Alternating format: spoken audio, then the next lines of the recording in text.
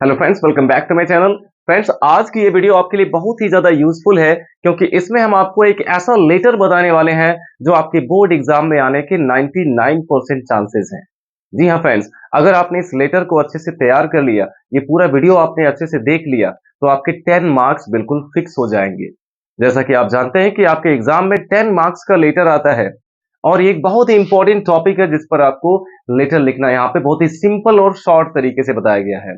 अगर आप किसी क्वेश्चन बैंक से लेटर वगैरह तैयार करते हैं तो बहुत ही लॉन्ग उसमें दिया गया है और उसमें कुछ डिफिकल्ट वर्ड्स का भी यूज किया गया है। लेकिन अगर आप हमारी वीडियो से इस लेटर को तैयार करते हैं तो आप बहुत ही आसानी से अपना लेटर तैयार कर सकते हैं। तो ये क्वेश्चन आपसे पूछा जा सकता है इस तरह से कि write a letter to the principal of your college, यानी अपने कॉलेज के प्रिंसिपल के पास एक लेटर लिखिए। टू कंप्लेन, यानी कि शिकायत करने के लिए against shortage of books in your college library, यानी अपने कॉलेज की लाइब्रेरी में किताबों की कमी के खिलाफ शिकायत करने के लिए प्रिंसिपल के पास एक लेटर लिखिए।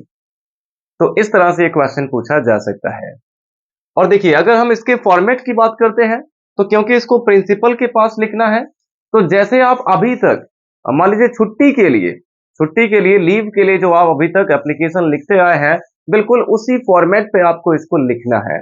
जैसा कि आप यहाँ पे सबसे पहले लिखते हैं टू और फिर नीचे द प्रिंसिपल के पास जैसे आप लेटर लिखते आए हैं छुट्टी के लिए, बिल्कुल उसी फॉर्मेट पे इसको लिखना है, टू द प्रिंसिपल। और फिर स्कूल का नाम जैसे यहाँ पे हमने लिखा है धनपति देवी आदर्श गर्ल्स इंटर कॉलेज गायघाट, और नीचे यहाँ पे हो गया बस्ती।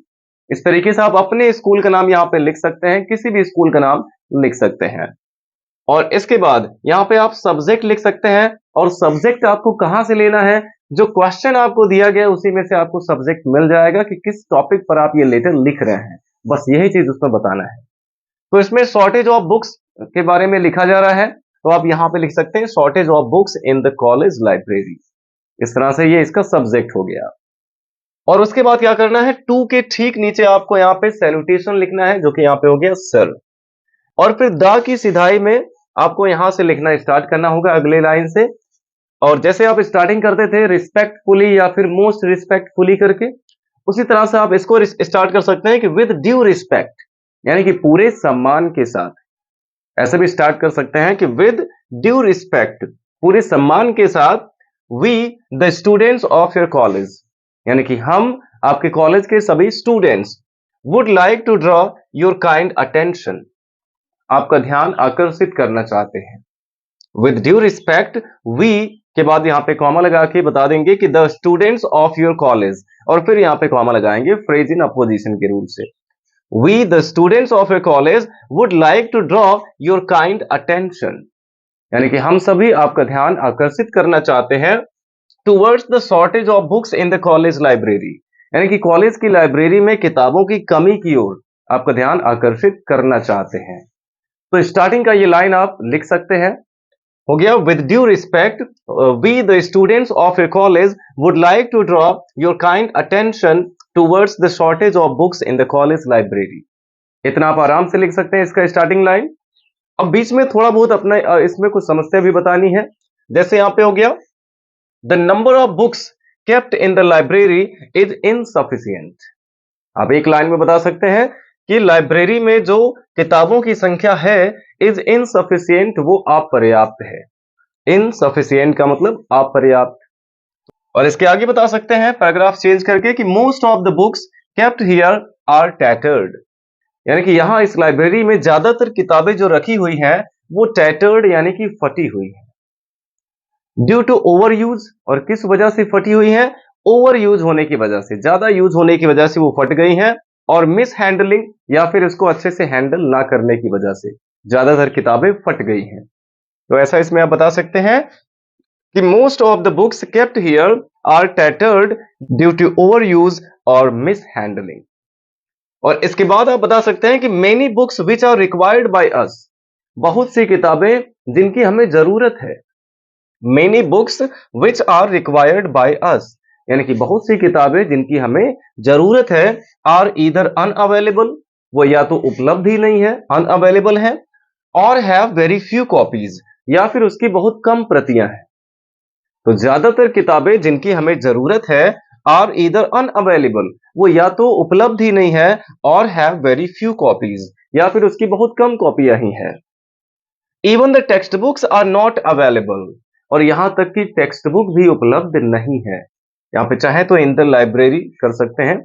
Even the textbooks are not available in the library, और यहां तक कि लाइब्रेरी में टेक्स्ट बुक भी उपलब्ध नहीं है। और इसकी वजह से क्या परेशानी हो रही है, आप बता सकते हैं कि सो द पुअर स्टूडेंट्स, इसलिए जो गरीब छात्र हैं, have to face great difficulty, उसमें उन्हें बहुत कठिनाई का सामना करना पड़ रहा है। So the poor students have to face great difficulty, इसलिए जो पुअर स्टूडेंट्स हैं उन्हें बहुत ही कठिनाई का सामना करना पड़ रहा है इन दियर स्टडी, यानी अपनी पढ़ाई में। और इसके बाद आप यहां पे लास्ट लाइन, इसका एंडिंग लाइन लिख सकते हैं कि we therefore request you.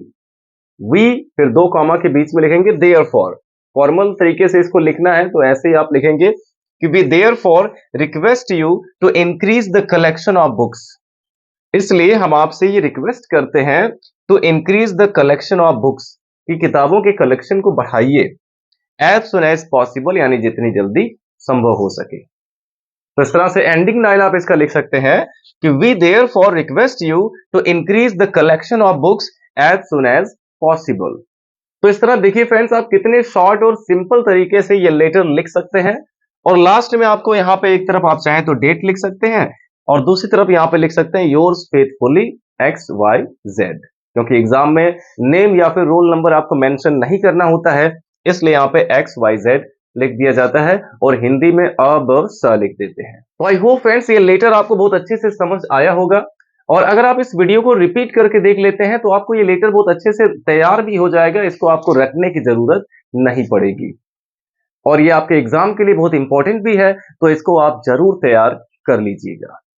तो वीडियो अच्छा लगा हो तो लाइक करिएगा, और अगर आप अपने एग्जाम के लिए और भी यूजफुल वीडियोस देखना चाहते हैं तो हमारे चैनल को सब्सक्राइब जरूर करें और अपने सभी फ्रेंड्स के साथ शेयर करें। Thanks for watching.